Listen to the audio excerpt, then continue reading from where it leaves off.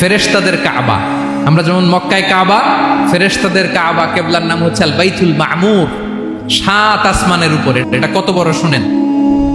প্রতিদিন বিশ্বনবী বলেন, প্রতিদিন এই আল বাইতুল মামুর ফেরেশতাদের মসজিদে 70,000 ফেরেশতা ইবাদতের জন্য চান্স পায়। প্রতিদিন কয় হাজার? একবার ঢুকে যে বের হয়ে যায় কিয়ামতের আগে দ্বিতীয়বার আর তারা চান্স পাবে না। আল বাইতুল মামুর ওইটা শেষ, এরপরে সিদরাতুল মুনতাহা, কি নাম?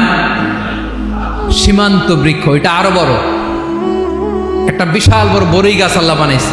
ওয়া ইলাইহি ইয়ানতাহি ইলমুল মালাইকা, ফেরেশতাদের জ্ঞান সীমানা ওইখানেই শেষ। এর উপরে কি হয় ফেরেশতারা আর জানে না।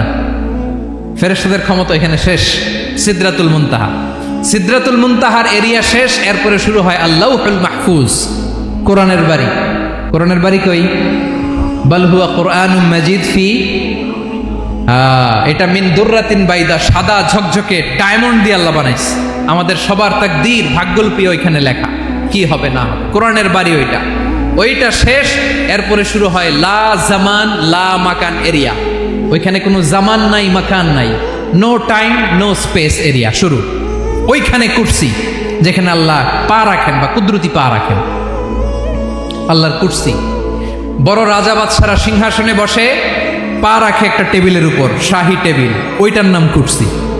আল্লাহ বলে ওয়াসিআ কুরসিয়ুহুস সামাওয়াতি ওয়াল আরদ, আল্লাহর এই কুরসিটা এতক্ষণ যা বললাম এই সবগুলোর চাইতেও বড়। কুরসির উপরে আছে আল্লাহর আরশ, আর রহমানু আলাল আরশি ইস্তাওয়া, রব্বুল আলামিন ওই আরশের উপরে। আমি যেমনি চেয়ারের উপরে এরকম না, যেভাবে আল্লাহর জালালিয়াত, হিজ হাইনেস, হিজ রয়্যালনেস, আল্লাহর জালালিয়াত, আল্লাহর কুদরতের মাধ্যমে যেভাবে আল্লাহ আরশের উপর থাকা দরকার, আল্লাহর সত্তা, আল্লাহ ঠিক ওইভাবে আছে। 9 নম্বর আল্লাহ বলেন ওয়ালা ইয়াউদুহু হিফযুহুমা, এই বিশাল আকাশ জমিনকে রক্ষণাবেক্ষণ করতে যে আল্লাহ কঠিন কালেও ক্লান্ত হয় না। নাকি আমার আপনার মতো ক্লান্ত হয়? আল্লাহর ক্লান্তি আছে, শ্রান্তি আছে, বিশ্রাম আছে, বিরাম আছে, ঘুম, জিমানি? সুবহানাল্লাহ পড়েন। আল্লাহ বলে ওয়ালা ইয়াউদুহু হিফযুহুমা, এগুলোকে রক্ষণাবেক্ষণ করতে আল্লাহ ক্লান্ত হয়ে পড়েন না। 9 নম্বরে বললেন আল্লাহর কোনো ক্লান্তি নাই, সব কিন্তু দেখভাল করেন, প্রতি মুহূর্তে প্রতি সেকেন্ডে যার যেটা লাগে করেন। এই পুরো বসুন্ধরা, পৃথিবী, মহাবিশ্ব যেভাবে চলা দরকার সৃষ্টির পর থেকে আজও চলছে। চালায় কে? ইঞ্জিনিয়ারটা কে? আসল কারিগরটা কে?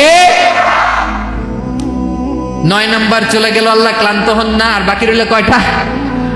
সব শেষে আল্লাহ তাআলা বললেন ওয়া হুয়াল আলিয়ুল আযীম, ওয়া হুয়াল আলিয়ুল আযীম, তিনি হচ্ছেন আল আলিয়ুল আযীম। সব শেষ কথা।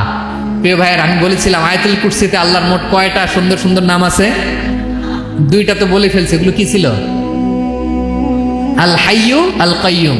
এবার সব শেষে 3 আর 4 নাম্বারটা আসছে। এটা কি? একটা আল আলী আর একটা আযীম।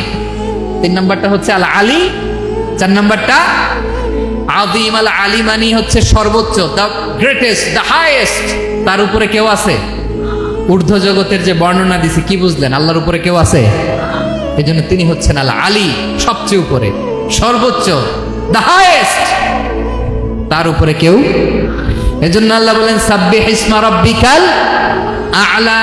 আল আলিয়ার আল আ'লা কাছাকাছি অর্থ প্রশংসা করো ওই আল্লাহর যিনি হলেন আ'লা, সবচেয়ে বড়। তার চেয়ে বড় কেউ আছে নাকি? তার উপরে কেউ আছে নাকি? আল আ'লা। এজন্য আমরা যখন সিজদায় লুটিয়ে পড়ি, আমরা যখন সবচেয়ে নিচে যাই, আমরা বলি আল্লাহ তুমি সবচেয়ে উপরে। আমরা যখন সিজদায় যাই, আমরা তখন সবচেয়ে কি? নিচে, তাই না? এর চেয়ে নিচে আর মানুষের সবচাইতে দামি অঙ্গ কপালটারে মাটিতে ঘষি, আমি সবচেয়ে নিচে, আর আমি বলি সুবহানা রাব্বিয়াল, সুবহানা রাব্বিয়াল আ'লা। আল্লাহ তুমি সবচেয়ে উপরে, আমি সবচেয়ে নিচে, কিন্তু তুমি সবচেয়ে উপরে। সুবহানাল্লাহ পড়ে।